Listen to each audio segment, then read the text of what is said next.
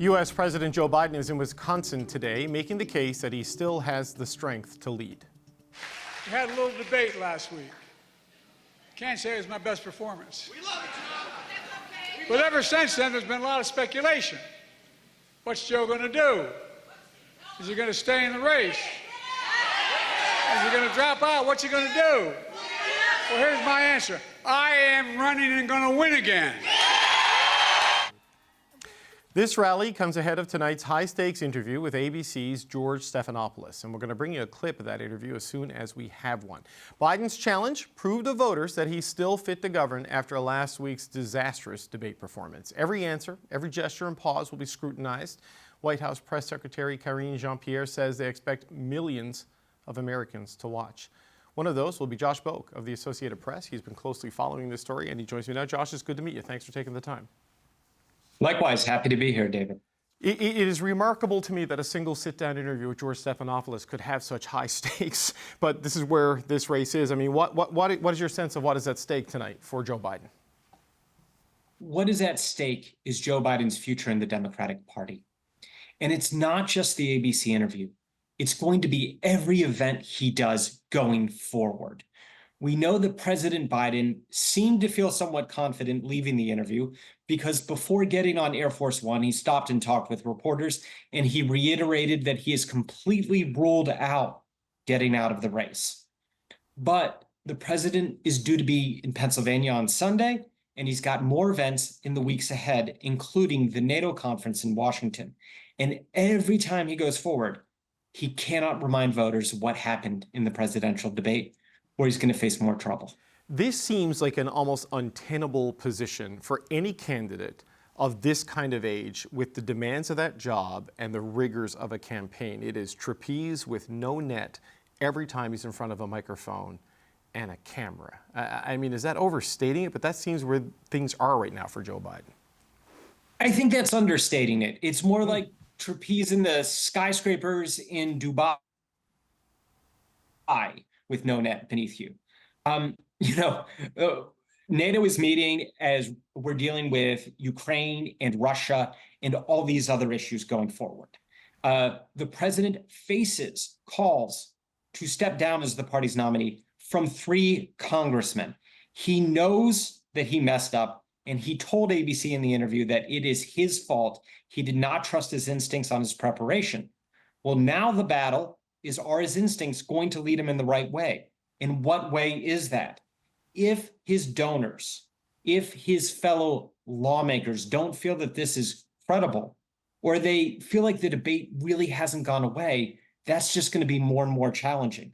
What he's tried to do, and you saw today in Wisconsin, is pivot by attacking Trump. He wants to make Trump the focus, not himself. But in some ways, Josh, the anxiety over Biden's health is amplified because it's Donald Trump on the other side, right? The consequences of the Democrats losing control of the White House and a return of Donald Trump is what has other Democrats so anxious, right? And he's completely ruling out leaving here. But as you say, donors, Congressman, Senator Mark Warner, it is growing with each day, it seems. That's exactly right. And it's not just Trump, it's also the Supreme Court ruling about presidential power, which in Biden's mind says that the next president could, should they be unethical and immoral, act like a king and get away with breaking the law. And to your big point here, what Biden really needs to do is convince voters that he is up for the job. Voters have consistently said in AP and ORC polls that they are worried about his age. In fact, in some ways, his age has hampered his ability to get more credit for his legislative achievements. But Biden is convinced that he is perpetually underestimated. And so far, he's using that argument to say he's going to make through it. Now, we don't know if that's the case. We are really in uncharted territory here. This has not been a situation in the U.S. that we've ever seen before. We've never had candidates this old. We've never had these health problems, and we've never exactly had these stakes. Yeah. Donald Trump and Joe Biden are older than Al Gore and George W. Bush, not when they ran in 2000, but right now. It's that kind of a generational thing, right? And when you kind of look back, Josh, for the past year with what we saw at the debate, The president not taking the Super Bowl halftime interview, for example, in an election year, probably was a warning flag. I don't know how you see that, but that is a massive audience. That's usually a pretty easy thing for a president to do, and he didn't do it this year. So he's done some radio interviews since the debate. I mean, how have those things gone in the day since he's tried to reassert control of this? So I interviewed him in the Oval Office in 2022. And in that interview, he was pretty sharp. He was dealing with issues like Ukraine and inflation. He was willing to make jokes. But we've seen over the last 12 months a slowdown in his public engagement. It's not just that he's doing fewer interviews, but that the interviews he's doing tend not to be with the people who cover the policy issues and political issues the most intimately. So he's doing, for example, this week he did 2 radio interviews with Black radio stations, which is a key political constituency for him. But it allows him to stay on his talking points. The real question, and we'll see it tonight when ABC airs the interview, is just how adeptly can Biden think on his feet when he faces someone like George Stephanopoulos, who has been on both sides of this, having worked in Bill Clinton's administration. Right. So clips of that interview have aired on ABC. We don't have them just yet because there's all kinds of rights issues that we have to navigate because it's not our interview. But the Associated Press, which I think we can rely on, they put out an alert saying that Biden says in an ABC interview the debate was a bad episode, but there is no indication of any serious condition. He says he had a bad cold. They tested for COVID. We're afraid it was another virus, but it turns out it was just a bad cold. He was tired.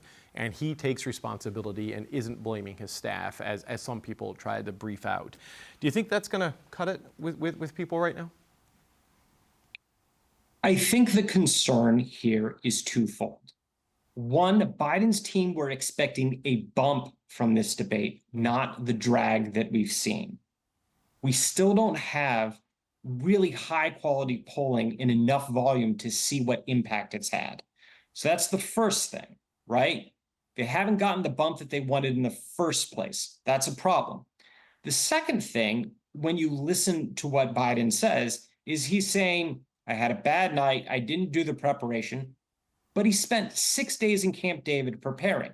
So if he's not preparing for the debate that his whole presidency might swing on, many voters might think, well, is he prepared to be president for another 4 years? And that's not a criticism so much as to say that every answer he's given thus far has only raised more questions.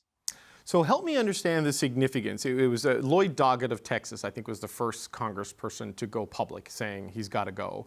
Now you said it's up to 3. We have Senator Mark Warner. The Washington Post was reporting, it's been confirmed by others, that he wants to convene a group of senators on Monday in Washington to talk about what to do. We had the governors, have the meeting virtually and in person in the White House.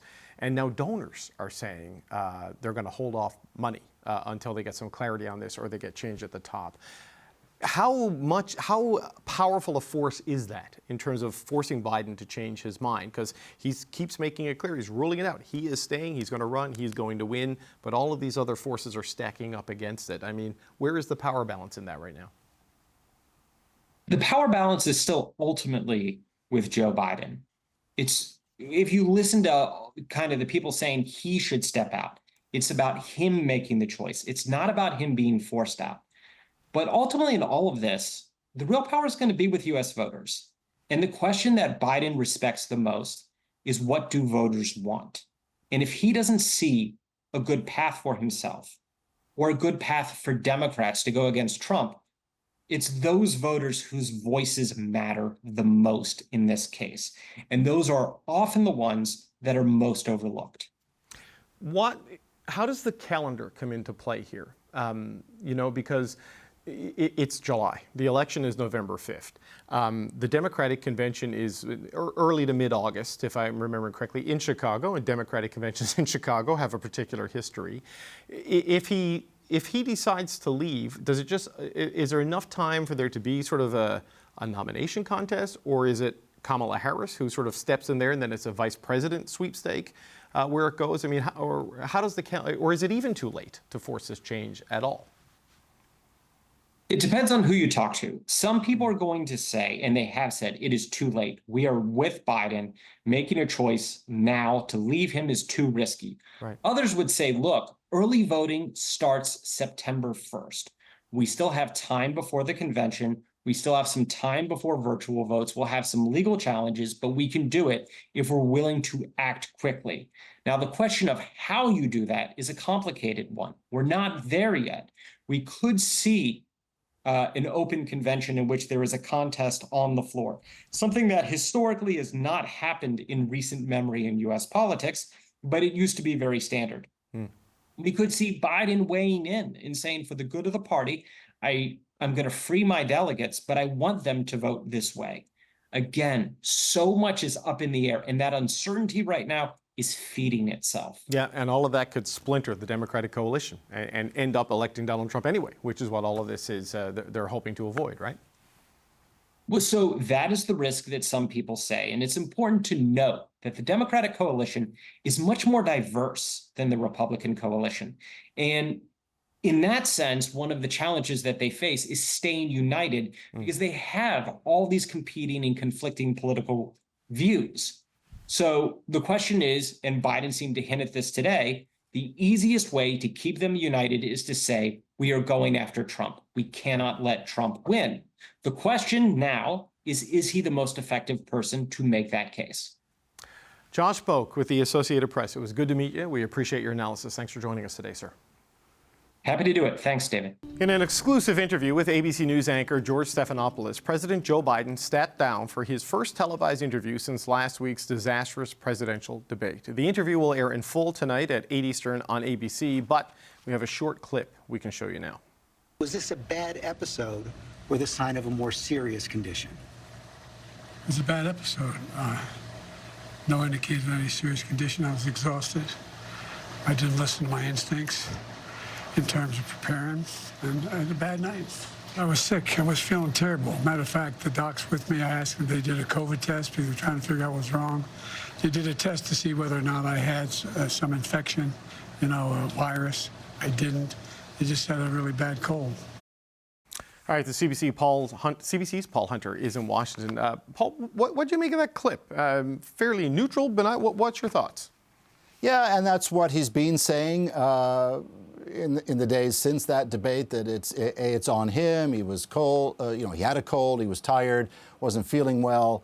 And in a later part in that clip, Stephanopoulos pushes him a little bit and says, well, you had a number of days after your trips overseas to prepare and be rested. And he just said, look, it's on me, my bad, I'll be better next time. I mean, afterward, he was scrummed on the tarmac in Wisconsin on the way back to D.C., and he seemed, to have some energy. He seemed to think the interview went well, and that he is still, as he said in a rally in Wisconsin today, in it to win it. Like he's not going anywhere. But it's as if he's not reading the room, and the room being this country out here. Because it just, the vibe everywhere else is that it's just not on anymore. And somebody has to do, somebody that he trusts, Jill Biden, Barack Obama, somebody, or else it's going to be the crowd. The Senator Mark Warner in Virginia now, the reports today that he's got a sort of a group of senators that are going to go up and have a heart-to-heart with him or something. You're having, I think, 3 lawmakers now on Capitol Hill on the representative side have spoken publicly on this. The room is saying, Joe, you got to go, but it's as if he's not listening. It's interesting because he had 6 days of preparation at Camp David to get ready for the debate and 12 days of rest when he returned from his trip. And they're sort of blaming jet lag and how he prepared. But, this push is growing and people are saying he has to go, Paul, but also the money is saying maybe he's got to go with donors. And that's the big thing. Exactly right. Donors are saying, if you don't, we pull back the money. And money is almost everything in this country. It's tough, man. I mean, he put on in that scrum on the tarmac afterward. He said, "Look, I won in 2020. I beat him in 2022 in the midterms. I exceeded expectations in some races in 2023." He believes his own headlines clearly, but the problem again is he's not he's not seeing what everyone else is seeing. Somebody was saying to me the other day, there's a good old expression, right? We all age very slowly, but at some point we get old very fast. And it's if he's gotten old very fast. And that's the problem. That's a problem in a country where they say, we want to know who's going to answer that phone. It's a cliche, right? But who's going to answer the phone at 3 a.m. Yeah. And there's a crisis in this country or somewhere on the planet. And now he's saying that he's not going to schedule events after 8 p.m. Like that doesn't wash with a wide swath of the electorate in this country. And in an election where he himself, as well as Democrats, are framing this as we just got to beat Donald Trump, right? Meanwhile, Joe Biden. And meanwhile, the gap between Trump and Biden is widening. Meanwhile, the whispers continue privately and publicly. It's a sad time for Joe Biden. This is not a happy time, right? But this is as high a stakes election as they come, as Democrats themselves frame it. And that's why you're getting the whispers and increasingly public chat that Joe's got to go. It's interesting, Paul, just as a final thought here, because he has had a consequential legislative agenda and got many things done. And really the issue is his ability to run a campaign rather than serve and do the job. But you got to be able to beat Donald Trump if you want to be able to stay there. And that's what everyone's worried about. All right, Paul Hunter, we'll all watch the full interview tonight. I want to thank you for joining us here. This is CBC's Paul Hunter in Washington. I want to thank you all for watching us at home. I'm David Cochran. Thank you for watching Power and Politics tonight and every other night. Stay right here on CBC News Network. There's more coverage of all of this still ahead. We'll be back on Monday with the next edition of the show. You all have a great weekend.